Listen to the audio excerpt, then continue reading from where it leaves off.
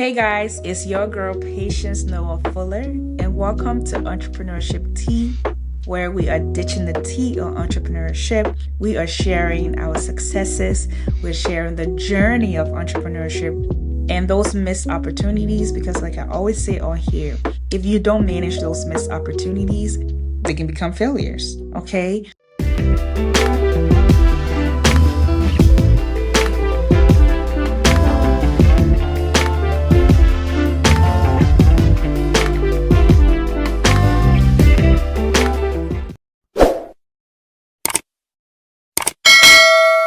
Hello, everybody. My name is Patience Noah Fuller, and welcome again to another episode of Entrepreneurship Tea, where we are ditching the tea on entrepreneurship. We are sharing our successes, we're sharing our wins, and then we're also sharing the journey itself, because what people don't understand is that entrepreneurship is a journey and is a process, right? So sometimes people think you get into it and then right off the bat, everything just goes like 100%. That's not what it is. But today I have a guest with me, and I told you guys in previous episodes that I've recorded, I've told you guys about my sister group that I meet with on a regular basis. And the person that I'm about to introduce, she is part of my sister group. And she is actually one of those people that I would say she's been a mentor to me, actually, because she has similar background to me. So she's sort of been there coaching me. And, sometimes when I get stressed out, she'll give me some words of wisdom. So I'm going to bring DJ Thomas. And let me read a little bit about DJ so that you guys can know the type of woman that I'm bringing here today. DJ Thomas is the owner and principal designer of a New View for You Interior LLC, based in Williamsburg, Virginia. With half a decade of experience in interior design and remodeling, specializes in sustainable, eco-friendly design solutions and aging in place renovations. Her expertise spans within kitchen and bath remodeling, whole house renovation, and she is working towards creating affordable, sustainable housing, including shipping container homes. Passionate about creating functional and beautiful spaces, DJ integrates thoughtful design with practical needs to enhance the everyday lives of her clients. Through her business, she's committed to bringing creativity and innovation to every project while supporting the growth of women in business. DJ is also focused on expanding her company's reach, aiming for continuous improvement in both design and business management. Ladies and gentlemen, please join me and welcome DJ. DJ, how are you doing? Welcome to Entrepreneurship Tea. How are you doing today? Thank you so much, Patience. I'm doing well. Had a couple of appointments and was trying to make sure I got here for this because, like you said, you're my sister and Yes. could not let you down. So thank you so much for the invitation and for being a guest on your show. Thank you. I appreciate it. One of the things that I say is that since we got grouped together for Goldman Sachs Black in Business, it was almost like we were all meant to be together, right? Yeah. We all hit it off right away, and we all saw each and every one of us needs, and we had so much in common in terms of background. And we've stuck together. I think it's been like over a year now. We've been, It has. yeah, it's been over a year. September will be 2 years that we've been together. Wow, 2 Yeah, years yeah, already. 2 years from the start of the program when we first went to New York until then. Yeah, it'll be 2 years. Wow, 2 years, 2 years. Well, welcome. You look beautiful. I'm Thank interested to you. hear about your journey as an entrepreneur and how you are handling it now. And then also for us to have a conversation. And I think that's the goal of this podcast. It's not about me reading questions to you and you answering. It's for us to have an honest conversation with fellow entrepreneurs out there who might be struggling, right? But then not only Mhm. that, those who might be looking to transition into entrepreneurship tea is for us to share our honest experience with them so that they too can decide, okay, this is for me or this is not for me, right? So basically, that's what this is about today. So I'm going to give the floor to you. I know I introduced you with your bio, but I want you to introduce us or introduce yourself to the audience from your own words. Is there anything that I left out that you want our audience to know? Well, one of the things that I do like to share with people is I reinvented myself Mm, at the age of 55. Um, I had been an insurance professional for 20 some years and I'd mhm. done some other things. But, I was at a point where I was looking to start a clothing line. And Okay. in the process of doing that, I found my tribe Mm, in design because it was something that I'd always loved. And, decided I went initially just to take one or two classes mhm. and ended up getting my associate's degree. And that was Okay. at the age of 55. And I Wow. share that with people, especially women, to say it is never too late to go after what it is that you dream of, you've always dreamed of, what your passion is, because it's so important to have something that you feel good about, that you look at and you go, I did that, Right. I'm a part of that. And so if anything that I would say that is very important to me to share because so many times, even younger women will think, my life took a turn one particular way that I wasn't expecting. Right. And, what do I do? You Mhm. pick up and you decide, okay, you know what? I may not be going straight down 64, but, I'll take this back road and it'll put me back on 64. Right. That's the highway here where I live. So, Right. but you can always get back to that destination. Yes. No, I think that's great. And I think, and hopefully, a lot of our listeners will be inspired by this. And I think it's really important that you stress on the fact that you reinvented yourself at 55. Because Mhm. sometimes people of a certain age, not just that, like they just feel stuck. Like, oh, I've been doing this forever, so I might as well stay doing this until I Right. retire, right? And then sometimes people are stuck doing things that they've lost passion for, Right. or they may be afraid to follow their passions and their dreams because they feel like, oh, I'm too old to start over, or I'm too old to reinvent Hmm. myself. So I think it's great that you shared this. And I'm so glad that I have you here today. So hopefully some of my audience that are in that 50 bracket or even 40 bracket, right? Because sometimes we tend to box ourselves. So thank you so much for sharing that. So I want you to go back to your little DJ self, right? Little DJ. Was little DJ entrepreneur, like did she have an entrepreneurial mindset, or this entrepreneurial mindset came in more when you became like big DJ? No, Okay. little DJ. Okay. When I think back, I've always been an independent spirit. Mm. Um, I've always wanted to do things differently. I remember when I was in high school and they would test you to see what your capabilities, what your interests were, what you may want to do when you went off to college or whatever. And Mhm. I tested in the mechanics because Okay. my father was a mechanic and he owned his own Texaco station at the time when Texaco was a thing. And Mhm. I always thought, I'm like, you know what? I'm going to be a mechanic and I'm going to have a shop, but I'm not going to do all the work. I'm going to hire people. Now, this is when I'm in high school. I'm thinking this, and Mhm. I'll have one shop and then I'll open another shop and I'll just have all these people working for me. So my mind was always about, not having to do all the work. Mhm. And, at the time, I would say, many times people can only advise you as to what it is they are comfortable doing. Exactly. And when the test came back that I was mechanically inclined, and I told the lady, I said, the guidance counselor, I said, well, I think I want to be a mechanic. She said, oh, no, you don't want to do that. You're a girl. And that whole girl thing. Yeah. And so I ended up, when I went to college, I decided, okay, political science pre-law. But it wasn't anything that I was really passionate about. And so I really didn't stick with it. Mm. So back then in high school, I knew I wanted to be an entrepreneur. And then my first foray into it was I got an opportunity to sell Tupperware.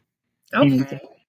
yeah, I did some Tupperware parties and made, some decent money. And right out of high school, that wasn't too bad. And, tried Avon for a bit. It's just different things. Eventually, I found myself after working in the medical field for a bit. I ended up in insurance, and I worked in the insurance field for many, many, many years before I decided to, make that transition into interior design. Wow. So, yeah.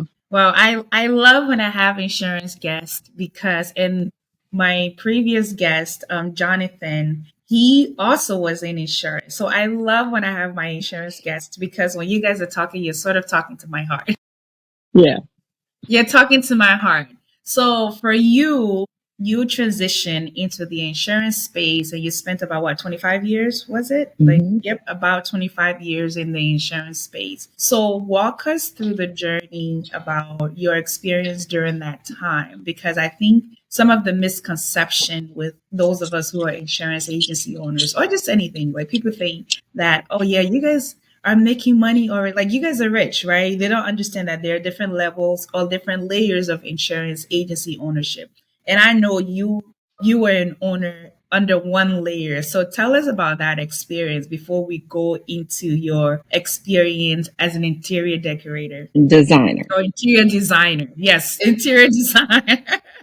Yes, those are different. Yes, interior It- design. They're different, yes. So we'll talk about that a little bit more. But just to share my journey as an insurance professional, I started out as a service agent with Farm Bureau. Well, no, let me back up because the first time I got my license, because I actually got licensed twice. First time I got my license, Mm, I was with a company called Combined Insurance, and it was okay. a company out of Atlanta. You literally went door to door, knocking on people's doors and trying to sell them what at the time was a an accident policy. Mm, And okay. I remember going to Atlanta, and they had this week worth of training, and that is when I was introduced to positive affirmations, cognitive therapy. And because we Okay. come in the classroom every morning, and the instructor would be up front and he would say, "How do we feel today?" And I go, "We feel healthy, we feel happy, we feel terrific." And then he said, "Well, what are we going to do?" So we're going to reach for the positives. We're going to shake out the negatives, and it was our way of getting ourselves all pumped up for the day. Um, that was one where you learned the script, and then you had to go and talk with the clients and try to sell them the script that you were saying over and over and over all day. So that Mm, was my first foray into it. And then after I decided to kind of get out of it, then I went back in. I actually was in network marketing at the time. I was with a okay. company called Melaleuca. Okay. And I had given a presentation to this young lady. She was one of my clients. And so she said, "You know what? I was telling my boss about your company and what you do. And he would like for you to give him a presentation." And I said, "Okay." And so I went to go see Howard, and you talked with Howard. Okay. Yeah. Yes. And so I went and I gave Howard the whole presentation on Melaleuca and so forth. And he looked at me and he said, "Do you keep your options open?" And I said, "Yeah." And I'm like, "Where is this coming from?" And then he said, "Because I have two positions. One is an administrative assistant position, and the other one is an agent position." He said, "And with your talent, you could go places." And so at that time, I'm like, I had some other things going on personally in my life. And I Mhm. had just recently prayed and, asked God to just move some mountains. And there it was. There Mm. it was. And I said, "Okay." So I'm like, let me at least look into this. And that's what I did. And it was one of the best decisions I had ever made. And at the time, working with Farm Bureau, they had a program where they gave you a book of business. So I basically had a stipend off of that book of business Mm. while I was selling and having my commissions. And I Gotcha. was very, very good at what I did. If there was what was what I want to use? If there was a trinket, I won it. If there was a trip, I won it. As a matter of fact, I won a trip that's called a contest. It's called All Star. and I Okay. won my as a rookie. And normally only 30% of agents in the entire company ever win this trip. And Wow. I won as a rookie. So that was my commitment because my thing was I wanted to be the best. Whatever I do, I want to be the best at doing it. And I put Mhm. 100% of myself into it. And also the fact that I had a really good mentor. Howard was a very good mentor. And that's the thing that I would share with someone. No matter what business you get into, you Mhm. need a mentor. You need Yeah. someone who has gone ahead. You know, they know the ropes, they know the pitfalls, and that's what I Mhm. want more. I want to know what the pitfalls are because in that way I don't have to go through that, Yeah. you know. And I can tell you to today, many things that I learned as an insurance professional, I carry into this business here. Yeah. I had another mentor as an insurance professional, L.C. Fredericks. And this is the thing that I share this with people all the time. He said to me, he says, DJ, he says, when we get ready to go to a client's house, he said, I want you to imagine something. I said, okay. He says, the client comes up to you and they say, DJ, I just baked a pie. And he says, DJ, what's your favorite pie? I said, apple. He said, Mhm. okay. The client comes up, says, DJ, I just baked the apple pie. And they sit the pie in front of you. He said, now, how much of the pie do you want? I mean, if You that know, pie is good, I want the whole thing. that's it. And that's what I said. I said, well, you know, I'm going to be polite, LC. I'm only going to ask for like maybe a slice or two. And he said, but that's not what I asked you. I didn't ask you about being polite. I asked you, how much of it do you want? And I said, well, yeah, I want the whole thing. He says, that's right. He says, when you have a client in front of you, that is what you are going for, the whole thing. And Mm. with that concept in my mind, that's how I became very successful as an agent because I would sell them their life insurance. I would sell them homeowners insurance. I took care of their cars. I did it all. And like I said, Mm. even when I transitioned out of insurance and I even opened up my own day spa at one point, you know, Okay. when clients came in, could take care of their hair care needs. We did body wraps. I did facials. We did nails and pedicures. I Wow. had all of the art that was on the wall was for sale. The Wow. floral arrangements that I made were for sale. Everything was for sale because I'm like, if she's going to buy art, she can buy it from me. If she's gonna get Mm. her feet done, she can get it done from me. And so Wow. I've always kept that whole the pie on the table. I have always kept that in the forefront in every single business that I do. That is awesome. That's a great story. So, one thing that you guys need to know, DJ shared her mentor, Howard, with me. That's why I got so Wow. excited when she talked about him. And this gentleman, oh my gosh, Howard has the sweetest voice, but he's also full of wisdom. And, randomly the other day, he called me. I was like, oh, Mr. Howard, did you call me by mistake? He said, no, you've been on my mind. I just wanted to check in on you and see how you're doing. How's everything going? And like he's just so sweet. And I was able to ask him like few questions, and he was able to answer my questions. And he just reassured me, listen, if you need anything, like it doesn't have to be something grand. Whatever you need, just reach out to me. So I want to say thank you for sharing him with me because he's been such a wealth of knowledge so far. And then another thing that you touch on that I don't want it to that I don't want to glide over is that sales technique that the your second mentor taught you, right? Where Mm-hmm. if there's a pie that you like or something that you Yeah, like and someone offers it to you, how much of it do you want?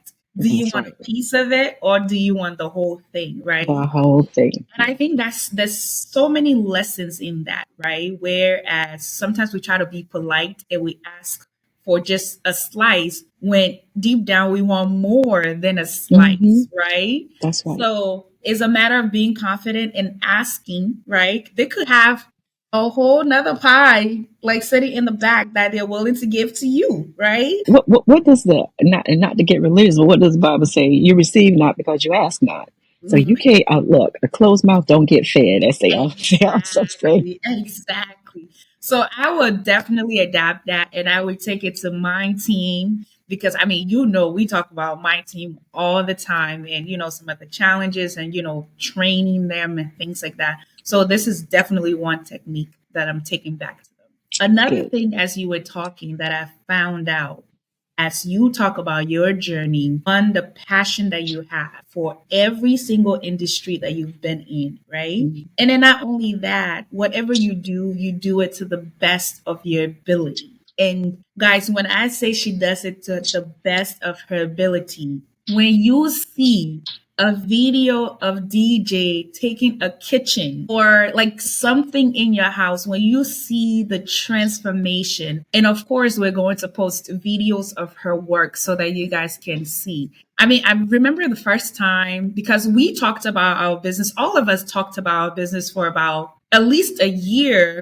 before we started seeing each other's work. Right. And I remember when you posted your kitchen for the first time, like how you took this kitchen from the before and the after, I was mind blown. I was like, oh my gosh, like this woman is talented. Like, and I'm not talking about some little thing that someone comes and like slaps on your wall. Like, she literally transformed the entire space. So tell me, how did you get into interior design? And how come you didn't even go into it sooner and you went into it later on in your life? Again, it's so important to have right people around you.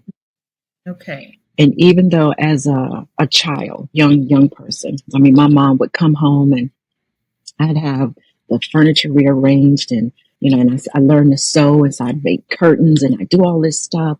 And I had an interest in it. I had a passion for it, but my gift wasn't cultivated because the people around me, they didn't know anything about interior design. They didn't know anything about interior decorating, And the reason I say because, when you're decorating, it's more aesthetics. Okay. Yep. When it comes to design, the design aspect of it, I'm trained in space planning, reading floor plans, blueprints, that kind of thing. So what I do, I can really take something down to the studs and bring it back up. And so that's why many times you'll see a total transformation. I'm also in the process of getting my contractor's license. I have one more test to take and I will be a general contractor myself. Wow. So yeah. I'm one of those people, I like knowing how to do things. I don't necessarily have to be the person with the sledgehammer or putting up an LVO, Yeah. but I want to know how it's done. I want to know that the people who are doing it correctly. So, just that. Well, I'm sorry, I lost my train of thought. What was your question again? No, like how, so did you, like, how come you came Get into it? Yes. Yeah. So when I went to look at getting some information for sourcing, because I had an intimate apparel company, motivational intimate apparel, I should say. And I was having some sourcing issues. And so when I went to take some courses at a local college and went ahead and I registered and I was taking the classes. And so one of my professors suggested, they probably have some classes at another college and maybe you should check that out and it will probably be cheaper. So I said, okay, and I did. And when I took my first drafting class, I felt like literally I have found my tribe. When I was sitting in theory and my professor, Miss S, and she talked about all the things we were going to do. And it was like I could just sit there and I could see where I was going to go with this. And so I built my business in my mind first because that's where everything starts. It starts in the mind. Correct. And if you can see it here, then it's just a matter of bringing it out of you because everything is in you. You bring it out into this world, into fruition. And so I actually started doing business while I was in school still. I went to school full time. I worked part time. And I'm going to share this because I know many times we as women, we juggle so many different things.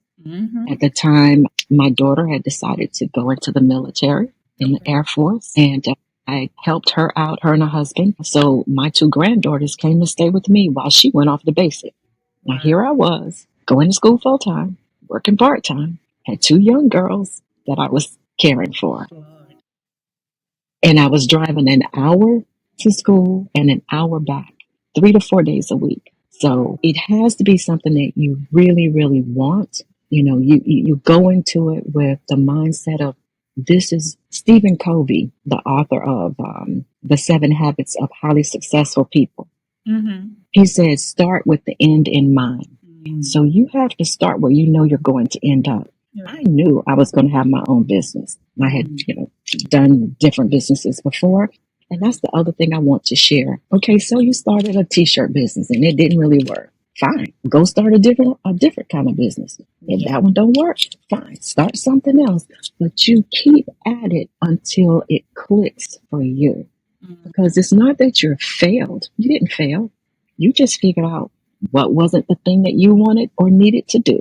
That's it. And you won't know. It's like when you taste food, you go to a buffet. I like going to a buffet because I can taste different things. I go on a cruise. I can Right. taste foods that I normally wouldn't want to pay for Mhm. on the cruise. If I like it, great. If I don't, fine. Right. And that's the thing when you are going through being an entrepreneur. Sometimes you try different things Mhm. and you learn lessons each time. So you didn't fail because you learned a lesson. You Yeah. just have to write down what was the lessons I learned from this. And then you take those things into the next thing that you try. And so, that's what I've done, and I've had people say to me, well, Jordan, you've done a lot of stuff. Yep, I did it. And while and I enjoyed it. And when it wasn't enjoyable anymore, I did Yeah. something else. Because this is my one life here. I'm not going to spend it being miserable. I'm not going to Right. spend it getting up every day going someplace that I don't want to be. Why Mhm. would I do that?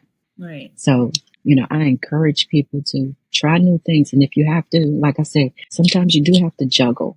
Um, but when you do that and then you get on the other side of it, see, that's the beauty. Nothing ventured, nothing gained. Yep. You gotta, there's gotta be a little struggle, a little bit, and then when you get through it, you're like, oh my God, you feel so much better. You feel stronger. You feel wiser, and you're able to share that experience with other people and encourage them because that's what it's all about. We learn and we share. And when we Mhm. do that, we all can grow. We all can come up. That is awesome. That's great. And honestly, there's something that you touch on. Failure is not failure. Like for That's me, right. like there would be something that I would do that maybe if somebody else was in that situation, they would look at it as, okay, I failed at this. For me, I see it as redirection, right? Mm-hmm. And I always share with people the fact that it was because I got fired from my corporate job is what redirected me, Mm-hmm. right? Mm-hmm. To be able to open an agency. And for some people, certain life events, they look at it as, okay, I failed at this. Okay, it's not going to work for me. Let me either get out of this or turn around. Like it just gets them defeated. And I tell people, if you are one of those people who have a failure mindset, then entrepreneurship is not for you because there are so many things that go wrong. Yeah. Yeah. It is. There It are is. so many pivoting, there are so many redirecting. It just depends on your perspective and how you look at it. What is that? The glass half full versus the glass half empty or something like that, right? So Mm-hmm. it all depends on your perspective and how you interpret what's going on in that moment, right? Or at that phase or at during that period of your life, because for you could have said, okay, well, insurance didn't work out for me, or this entrepreneurship thing didn't work out for me. But what I've heard from your journey is, you will do something if you feel like it's not serving you anymore, right? Mm-hmm. Or it's not something that the passion that you once had for it, that passion has faded or whatever, because you're so talented and you have so many aspects of, and you're willing to take risks, right? And you're willing to Mm-hmm. bet on yourself, you reinvent yourself and Yeah. you just figure out like, okay, this is a new me, and you thrive in it. And I love that, DJ. I honestly love that because when I look at older women, right, or when I look at women in general, we're just so afraid of taking risks, right? We're so afraid of taking risks. And even when we do start businesses, we are afraid of taking risks in our businesses, right? Mm-hmm. And for you hearing your story, even though I know you on a personal level, but just hearing your story more, it's like I want to give you a virtual hug. I want to give you a virtual hug because you are just so phenomenal. I wish you were close to me so you can like fix my house someday when I buy a house. Because We could do it. We could do a e-design. yeah, you're just so talented.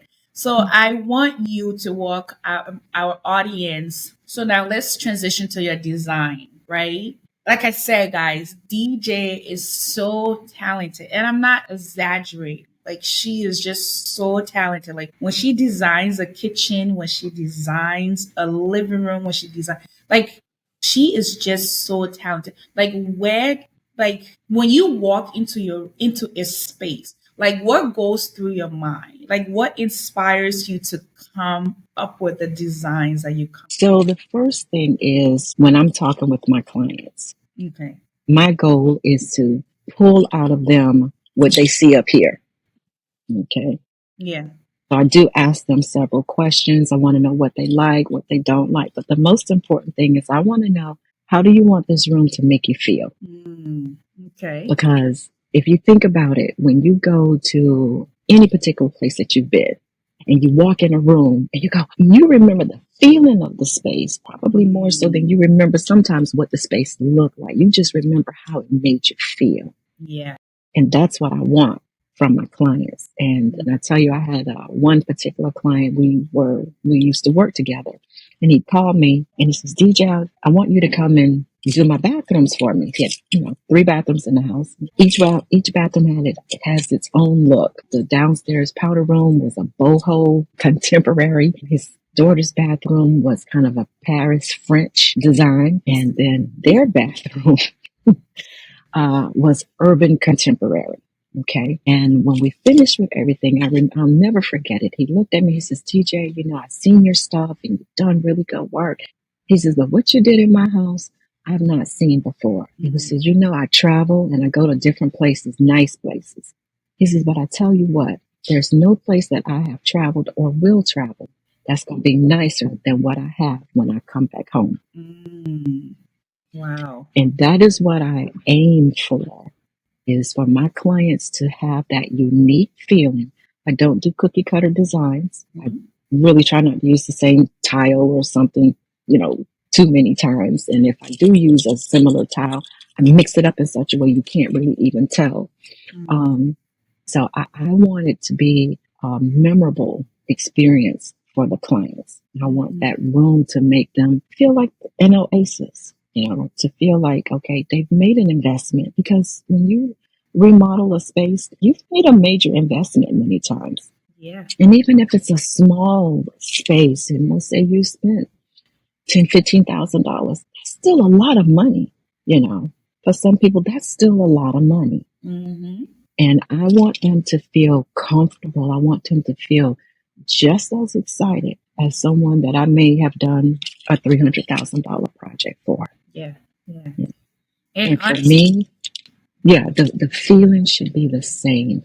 This person over here should not feel like they got so much more than this person over here. Yeah.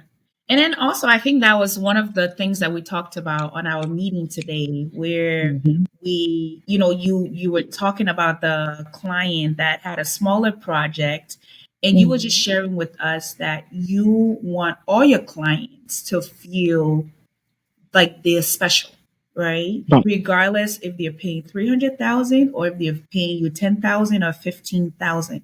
And I think that's very, very important. It's so important that everyone, because that's how you get referrals, right? That's how that's how you build your business, and that's how your business lasts. And I think it's a little bit of the insurance. You still got insurance blood in you. Look, they got a bathroom today, and this is true. Look, when I first started my business, which was during the pandemic. So during the pandemic, I was working at this flooring company. As soon as I got graduated, I said, okay, I'm going to go work at this particular flooring company because I want to learn everything about flooring, and I want to learn about tile, because it was flooring and tile. And so I'm always about learning. Yeah. And so while I was there, I picked up a couple of clients, just talking to them.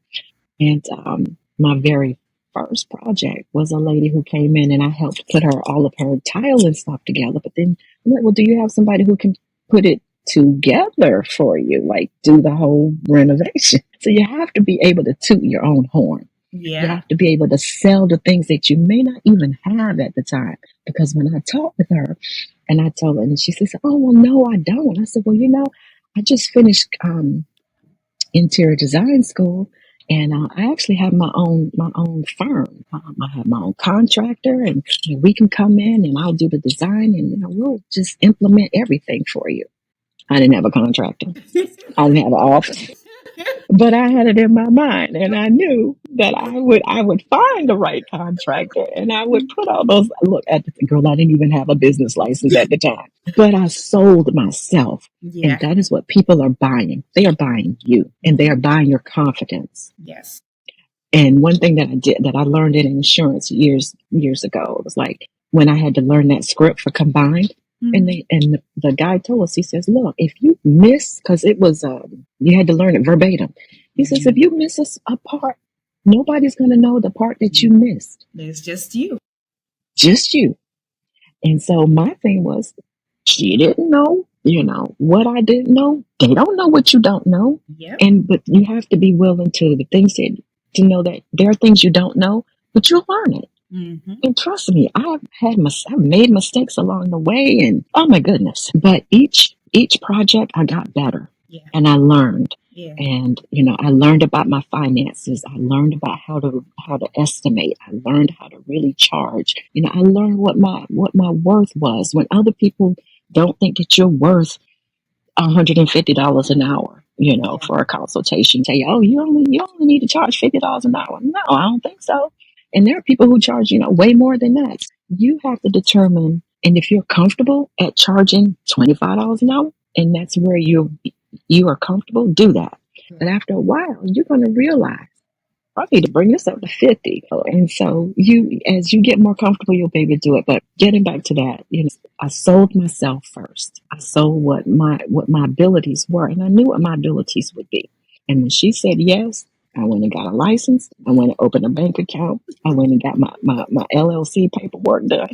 So you usually people do it the other way The around. other So way. you got people But usually get listen, the license and get everything first before they go yeah, after the client. But you already had a client lined up. all right, that's right. And this is something that I learned a long time ago. Chance favors a prepared mind. Mm, Chance favors a prepared mind. Okay, we have to do a Yes. meme with that. Yeah. So basically what that means, when your mind is in the right place and you are prepared for that when the opportunity comes, when your mind is right, you can take advantage of it. Now, I could have looked Yes. at the opportunity and said, I don't have a license, I don't have a contractor, I don't have this. But no, I went ahead and said yes to the opportunity. I was prepared for it. And then I put all those other things in, because those are things that can be put in place really at any point. Yeah. Here I worked at a store where contractors came in and out all day long, every day. It was, which one was I going to choose? Yeah. You see, so there has to be a sense of I got this, Yeah. Yeah. and when you do, go after it. Will you make a mistake? Yeah, darn skippy, you will. Yeah. But guess what? If you make it, and you make it twice, and hopefully you don't make it the third time. Yeah. And that's kind of how the business started. And during 2020, I worked and we were part time, and during that part time, I got to do more business. And then when they told me I had to come back to work full time, I'm like, you know what? I'm making more money doing this, Adam. which is what I was going to do anyway. I never went to that store to stay, and that's the other So thing you I'd were like doing to. field research in a way, That's right? right. That's right. Yeah. That's Yeah. right. I went to get knowledge. Remember, in Robert Kiyosaki's book, he says the rich don't work for money; they work for knowledge. Yeah. Oh, that's deep. Yeah. And That is. that's what I went. I went there to get the knowledge. I went there to make contacts. And Yeah. that's what I got. Yeah. I think for me too, if that's what I was doing with me being in insurance, I knew that I loved it and I knew that I had a passion for it. But I knew I was also like smart enough to know that I didn't know enough about it to just go ahead and open an agency.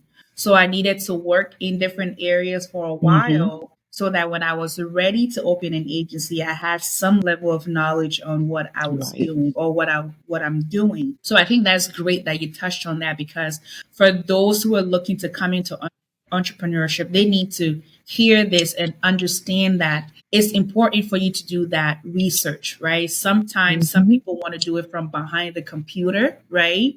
Whereas, no, sometimes you may need to go and have a hands on experience in that field. You may need to go and work under someone. You may need to go and shadow someone. You may need to go and That's work right. in that industry for a certain period of time before you go about opening your business, right? And I think it's great, awesome that, working in that store, not only were you able to learn, but you were able to connect with other people too, right? Hmm. Not just connect with clients, but carpenters and, those who were laying tiles, those who were doing like God knows what, right? You were able to build your resource pool, your pool of Right. resource from working there. Yeah. So that's great. Like that's really, really awesome. And I hope someone who's listening to this will pick up on that and actually incorporate it if they're looking to get into entrepreneurship. So let's talk about, yeah, go ahead. No, I was just going to say again, the whole mentorship. Hmm. I got that from working with Howard. I got that from working with Elsie, and I learned that when you have people who, like I said, are seasoned in what they do, and not just, and this is something that's important. Hmm. Just because somebody's been in a business a long time, don't mean that they're good at it. No. So you want to make sure that you are being led by someone who has the experience and Yes. their business can show it. Correct. And I say this because I remember working with someone, a contractor, and they wanted to tell me what all they could do and this and that. I said, okay, you remember I told you I was an insurance professional, right? And he said, yeah. I said, I got a wall full of plaques. I can show you all my plaques, where I was agent of the year in life sales, where I won All-Star, where I won this, I won that. I said, I got a wall full of plaques. What have you done? What can I see? And it wasn't being cocky, but it was saying, because sometimes people will try to make you feel smaller Of because you course. may not have as much experience in this new thing as they have. But just because they may have more experience, don't mean they've been doing it right all this time. And it Yes. doesn't mean that they are as successful either. So you want someone who's going to be a mentor, but make sure that that person, that you're not learning all the things what not to do. Because I had a mentor like, well, I shouldn't do this. Well, I that's shouldn't do it. I learned more what not to do than I learned what to do. yeah. So, and don't let people intimidate you because many times people can see your talents Yeah. and know that you will surpass them. And so Hmm. they'll try to keep you down and they'll keep you, as they used to say, keep you in your place, and especially as a woman. Oh my God. And you got to think, I'm a female in a male dominated industry. Industry. Yeah. Even within insurance, I was a Yeah. female in a male dominated industry. And so you got to have a little tough skin sometimes in an industry like that. And, I just want to encourage your listeners. Don't let anybody tell you what you can't do. Don't let anybody put any limitations on you. Don't let anybody make you feel like you can't do something. I had a contractor tell me I couldn't pass the state test. And I passed the test with a freaking 100. And I'm like, don't tell me what I can't do. And Yeah. that's the reason why I'm getting my contractor's license right now, because he said, well, I'm the contractor. I'm like, okay, I can fix that. Oh I my can fix that. Oh my God, that is great. No, the fact that you have transitioned from one male dominated industry to another male To dominated another. industry speaks to your level of confidence within yourself, right?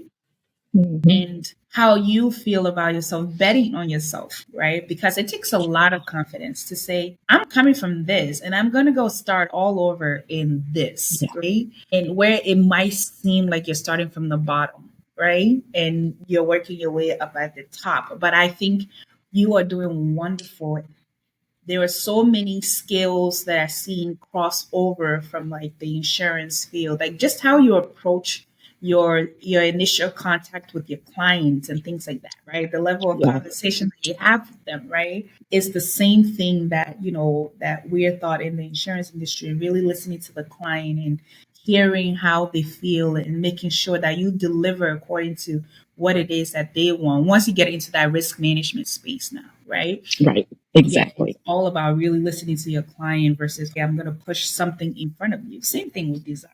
right? You can't say, Exactly. you know what, I have this in my mind, so I'm going to give it to you, and the client wants something else, right? You have to really listen to that client. And I really do see that you do listen to your clients and you provide like tremendous results. And then also too, you have to be on the same page with your clients too, right? Hmm. You You do. attract your likes, right, in your clients too. And you touch on something too. You said that people do relationship with, I mean, people do business with you. Like one of the things that I learned earlier on in this sales, because when I started in sales, I wanted to stick to the script. I was one of those people who's like Mm. they give you this, like stick to it, like breathe exactly according. And to be quite honest with you, people do business with you based off of your personality. Exactly. They do. People do business with people they like. I've had Hmm. people that they don't care about like the price as long as we connect and we like they feel like, okay, this person I can trust them and we've built that trust and things like they it does not matter. So that's what I tell people. If you're looking for a cheap policy, I'm not saying that I will put something in front of you that's ridiculous, but if you're price conscious, I'm not the agency for you, right? Because I don't deal with price conscious people, although I understand that price plays a huge part in what I do. But I pay attention to people, or I do business with people, or I attract people who understand the value of what I do, right? And they would Hmm. say, okay, well, you know what? This young lady, she has a passion for what she does. She's not just trying to push anything in front of me. Okay, when I'm thinking of starting my second business or when I'm thinking of buying this, I will think about her, right? Versus someone who's like, oh, well, I need to save $100 here and there, so I'll have you here and this and this and that. Those are not the people that I talk to or that I Right. do business with. So it's all about you selling yourself. Find out what is that unique thing about you. What is that thing about you that your friends and your family members love? And make that your brand and sell that because that's what people are going to do business with. That aspect of you is what people are going to do business with. So it's Yeah. great that you touch on that. Yeah. People buy personalities. They Mhm. buy personalities, and but they also are buying your knowledge. And when I was an agent, I remember, especially back when I was with Farm Bureau, I remember one of the things that I, in my mindset, I would go to a client's home because I would have to do a review of their services, and I always knew I was the insurance agent. Okay. Mhm. So my mind, this is how I looked at it. I'm like, okay, there's a line drawn in the sand. They're the client, I'm the insurance agent. My job was to step across the line. Mhm. And now we're both on the same side Yeah. because, you know, I have a family that I need to protect. Mhm. I have assets and things that I need to make sure. I want to make sure, should something happen to me, my family, they're going to miss me, but they'll be okay. And so my goal was always to identify with the client. Mhm. I know how you feel. Yeah. I felt the same way. I understand, that this is where your budget is. Let's see when we talk about this. Maybe we don't do the whole policy in a whole life. Maybe we do the base part of it in whole life. Well, let's say we just do 10 or 15,000 in whole life. But then we because your need is 250,000. So Mhm. let's say we do the rest of it in a 10 or 20-year term. Mhm. Because and then when your kids are older and your house is paid off, you don't need all of that. So then we can back down it. But then that whole life policy is going to be there for you, and it's going to carry you your whole life. And Yeah. should anything happen in between, you're covered. Yeah. So my goal was to always, how can I give my clients the things they need and try to bring it within the budget? And I do the same thing now as an interior designer slash remodeler. I'm looking at, all right, like I was telling you about the new client. Mhm. I can't go in there and pull a bunch of walls and stuff down. It's just not in her budget. Right. I'm not going to go in there and put the highest end, appliances and stuff in there. It's not in her budget. But what I can do, hey, man, we'll take these cabinets and we'll refresh them. You Yeah. know, we'll put a really nice sink in here and this type of appliance, that kind of thing. But when it's all said and done, and I put the paint and all the other stuff up in there, it's going to be beautiful, and It's gonna she's look going like to a feel, $30,000 job. yeah, and she's going to feel absolutely amazing because you know what? It's more than what she had, and I listened to her. And when I told her, I said, yeah, you're right. I do have my clients and my projects are usually, much higher. I said, but I want to help you. Yeah. And I want you to have a beautiful kitchen too, you know. And so I spoke to her heart. And when I did that, her husband was like, well, we got a little bit more money, And that's the thing, that when people know you're not out to get them, you're Yeah. out to, which, what's the old adage? People don't care how much you know until they know how much you care. I know Mm-hmm. it sounds cliche, Yeah. but it's true. Because when you can show somebody that I care about what you want, that's even, I ask my clients, how do they want the room to make them feel? Ultimately, I want to see how it made them feel, because then it makes me feel good. See, Yeah. I'm getting something out of it too. Yeah. I'm getting this, TJ. Oh my God, I don't even let nobody use these towels. I pick these towels up because when I finish with a bathroom, I normally stage it. Yes. I take these towels out, and when company comes, then I put them back for her. And so they are so enthralled about this transformation that I'm happy. Yeah. Yeah, I got paid. Don't get me wrong. It's the feeling that I get from my Mm. clients because of what I was able to impart and give to them, that they'll always have. And Yeah. then what will happen is like what happens many times. Okay, one of my, second or third project, I did his bathroom. Then he called me back. He said, DJ, I want a man cave. Okay, so then rearranged, took a garage area and turned it into a man cave for him. Mm. A year later, DJ, I need to add a room onto my house. And so you get that repeat business Yeah. because you've given the clients the things that they want, in the way that they want it. Yeah. And, whatever it is that you're doing. My daughter, she does beautiful floral arrangements and event planning. Yeah. And, So it's in she's the family. constantly, it is in the family. It is. It's in the family. And and so she does that. And when people look at how she does these events, and they're like, oh my God. And you're right, it's that word of mouth. So Yeah. whatever you do, and I only mention that because for someone who may be listening, going, well, I'm not an insurance person, I'm not somebody who does design or anything like that.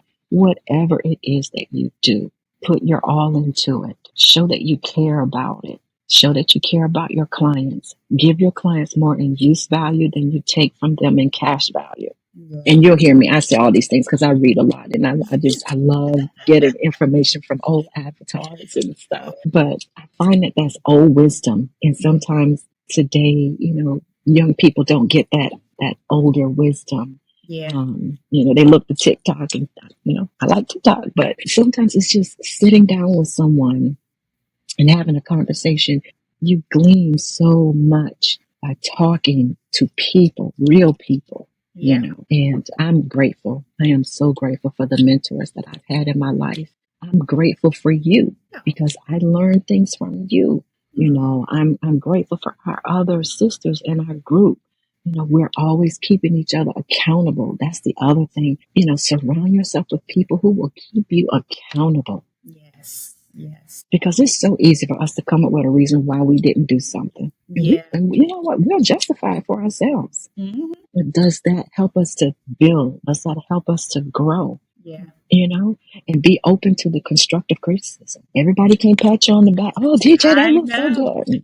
You know? Sometimes like when we come from some of our meetings, you're like, oh shoot, I thought I had a great idea going in there, and not in a negative way, but once we pick each other apart in the sense of Mm-hmm. giving each other constructive criticism and just having us like rethink that decision. Like it's like, oh wow, I am so blessed to have these women, because you're not getting it from the side of, oh, these ladies are haters, right? Yeah. Because right? It's not coming from the space of, oh, these girls are haters and they don't want me to succeed.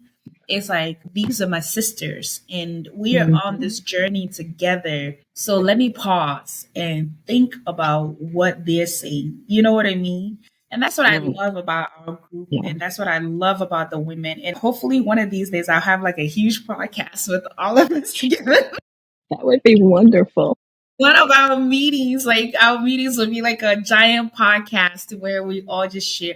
No, but I think it's great what we do for one another. Yeah. And honestly, I mean, I don't think like the progress that I've made over the almost 2 years now, if it wasn't for us picking each other apart, Yeah. like in a positive way and giving constructive criticism and having us, Mm-hmm. okay, well, you might want to take a look at this, or you might want to think about it this way, or Mm-hmm. you might want to approach it this way. I mean, we talk about everything from employment to like bookkeeping to just mentally, how someone is feeling that day. Yeah. There's been meetings where Exactly. we've just paused and just listened to what's going on in our personal lives. And Mm-hmm. I think that is the biggest value that I get from our sister group, because even though we came together as business owners, we've now become sisters in some way. Where it's like, no, the love is genuine. Like DJ wants me to succeed just as much as Dr. Charmaine wants me to succeed, or Esperanza wants me Yeah. to succeed. Crystal wants me to succeed, and Rhonda. So I think like we are blessed. I would say Yeah. I'm blessed. You know what I mean? Sometimes these are the benefits that others don't get to see, right? Mm-hmm. And that's what pushed me to really start this podcast, because I'm like, we are doing the work. And sometimes people don't do the work. But what's helped us stay accountable is each other, Exactly. right? It's each other and us really pushing one another and not wanting anyone to stay behind, right? Exactly. Not wanting Exactly. anyone to stay behind. We started this journey together. We're going to finish it together. Whatever that finish line looks like for each one of us, Yes. right? Yeah. And I would love to have you on here again, because Thank you. we're sisters. We could talk, like we could keep talking and talking and talking. But all good things must come to an Got end to. for So pause. to a pause. That's it. It must come to a pause. But I want you to pour into my audience, into the people who are watching, people from your end too, who might be watching, right? Who they don't know that they need some encouragement. Because I know I told you this morning, you're the one who encourages me. Like when we come on Oh, these like meetings, it's like I look for DJs, like, because the struggles does become real sometimes. But I want and you to speak to someone out there who is probably going through that funk of entrepreneurship, or maybe someone around your age group that feels like I can't start over. Like I just want you to speak to that, to those people. Yeah, speak to them. Let the Lord lead you. so I will say again, and this is from my heart, no matter how, and I know people say this all, well, no matter how hard it is, if you feel like crying, cry, Mhm. cry, acknowledge what your feelings are, Yeah. because sometimes it hurts. Mhm. It hurts. Sometimes you feel like you are by yourself. And sometimes you are by yourself because you have a vision for something and nobody around you can see your vision. But it's in here. It's in here. But here's the thing that I would share with you. If infinite intelligence gave you that idea, if it gave you that this is something that you want to do, it never gives you something and it doesn't give you the way to bring it to fruition. Mm. And so again, if it gets tough, acknowledge that it's gotten tough. Have your day to cry, have a couple of days to cry, and then sit down, give yourself some quiet time, pull away from the TV, pull away from your social media, and go into into a meditation and ask for guidance. That's one of the things that I constantly do. I constantly asking for guidance. Show me the right way. Help me to understand. Bring the right people in my life. And I will literally say, okay, God, I need help. Yeah. I need help. And I promise you, every time somebody will call me, I'll get a new client, I'll meet someone, but the help will come. It will come, but you have to ask for it and know that whatever you ask for, it's there for you to have. You just have to be willing to let it come and accept it. And Yeah. don't say, oh, well, I'm asked for this and then I'm gonna do that right there. Let it come to you in its own way. Let it come to you in its own way. And for those that are on the fence of, well, can I do this or should I do this? You're too old, or I've got these kids. Will it be easy to make a change? No. Yeah. Will it be worth it? Yes. Yes. You are worth it. You are worth it. You are worth taking it and turning it around and pouring everything that you have into yourself. Because when you pour into yourself, oh my God, it's like putting Miracle Grow on a plant. Just you start to sprout. And when you have that one success and an action followed by a positive response will be repeated, then you'll have another success. And then you'll have another. And yeah, you'll have a few setbacks. But just keep moving forward. And just keep remembering that I believe you can do it. Yeah. I do. I know you can do it. Yeah. And I want you to tell me when you do it. Yeah. Well, thank you so much, DJ, Auntie DJ, Miss DJ. I called you many, many names. But if you guys want, so if people want to follow you, where can we find you? Which platforms can we find you? I'm gonna be the first to say I have not been good at my social media stuff because I wear 15 hats in my job, but I'm gonna do better. I'm gonna make sure there's We're plenty working of on me that on the part. scene. We're We're not working on perfect that. in that space yet, but No, we're no, no, nudging no. her. But I'm getting there. But yeah, I am on Instagram at DJ Thomas Designs. Okay. And we're on Facebook, which is A New View for You, Okay. Interiors on Facebook. Okay. And of course, my website, anewviewforyou.com.